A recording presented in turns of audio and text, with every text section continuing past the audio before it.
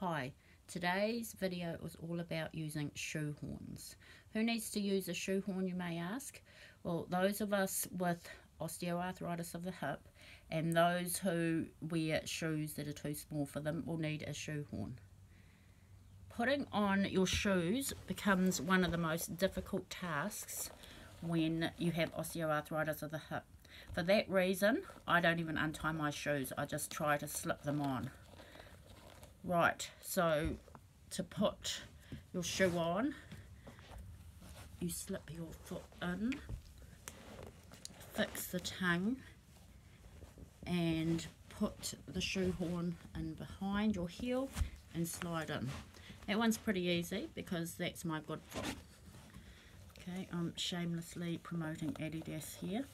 So, this is my bad leg. I put my foot in.